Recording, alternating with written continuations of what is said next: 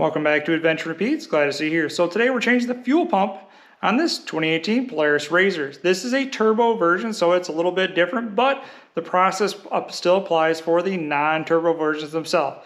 So the location for this is underneath the rear passenger seat because this is a 4-door model. If you have a 2-door model, it's just simply underneath the passenger seat itself. So we'll get right into it.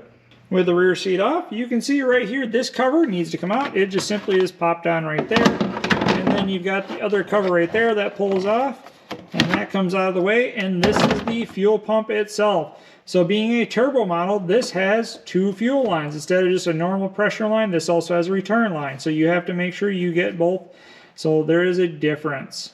First thing I always like to check is, does it make noise? Does it actually get power? So first thing you can always do is just go turn the key on.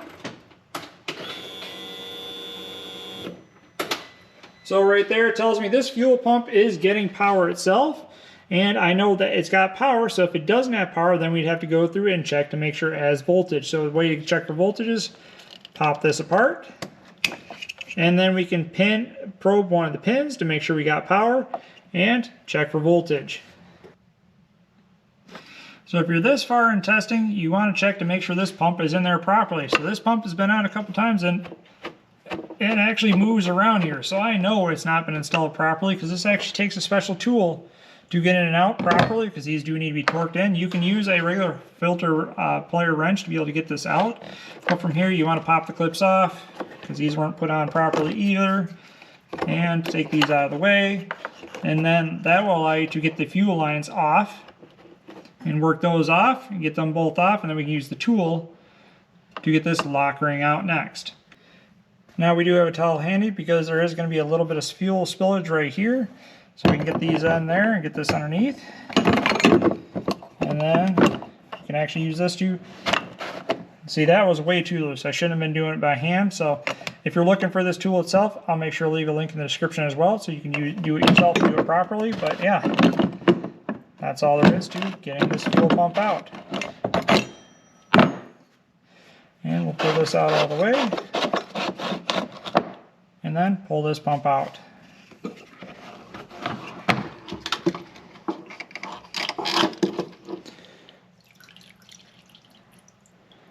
And comes out just like that. And we got a nice full tank of fuel. You can see right here, this is your pressure fuel line, which is the black one. And down here, the white one is your return line.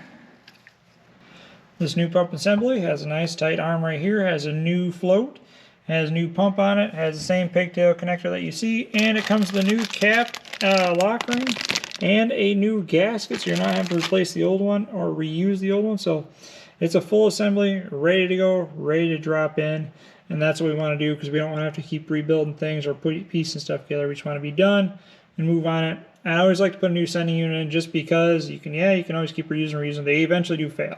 So if a pump is failing, the sending unit is probably going to go, and you want to make sure you don't run out of fuel while you're on the trail as well. So this is a nice fully assembled unit. I didn't have to put anything together, and it's ready to go and ready to drop in. When we drop it in, we always make sure we put it back in the same direction. So we always got to make sure we put it in this way. We're just going to snake it in there nice and easy. And now is the time with the pump out to make sure that there is no dirt or debris inside this tank.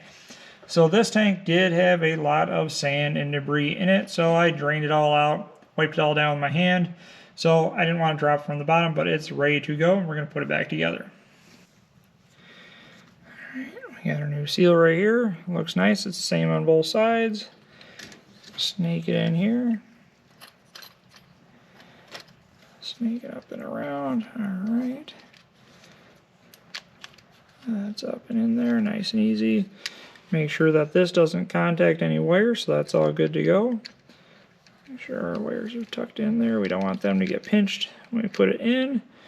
So that's good. And it goes in this way. So we just gotta push these off to the side.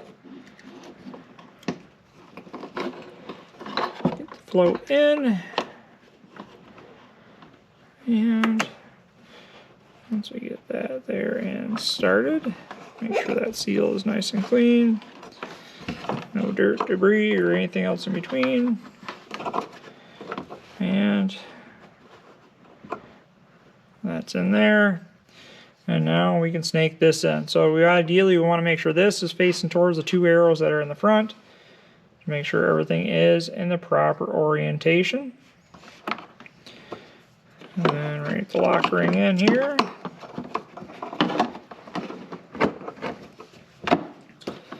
This white one can be turned.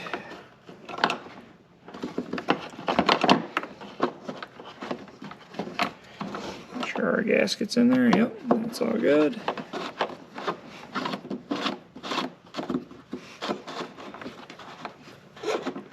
We don't want this to be going in crooked, so verify that. Once we get that going in there, that's still nice and loose. We have our tool to fully assemble it. As silly as it sounds, this fuel tank lock ring does need to be torqued into place to 70 foot-pounds because you don't want gases to build up, pressurize, and escape right in the passenger compartment, especially right underneath the seat with electronics, things like that. So you do want to have this tool, this lock ring tool, which I'll have a link in the description for, to be able to do this, to set it to 70 foot-pounds before you put the fuel lines back on and put this all back together. Fuel lines are reconnected, the clips are back in there, everything's nice and tight on there. We're going to reconnect this. That's done. Tuck that in there so it's out of the way. And then we got our cover. Slide that right on in there. Fits down in there. Covers everything. And we got our plastic cover that goes with it. Goes in there and will eventually fit back into place. So that's all there is to replacing the fuel pump on this Polaris RZR. This is a 2018 turbo model, so obviously this still applies for any other version that there is. It's simple, easy to do, and gets you back out on the trail. So hopefully you can like the video, comment, tell us what you think, tell us what you're gonna hear about, and subscribe. We got a lot of great content coming on, a lot of great content on the channel, so be sure to check it out. And remember to have a great adventure.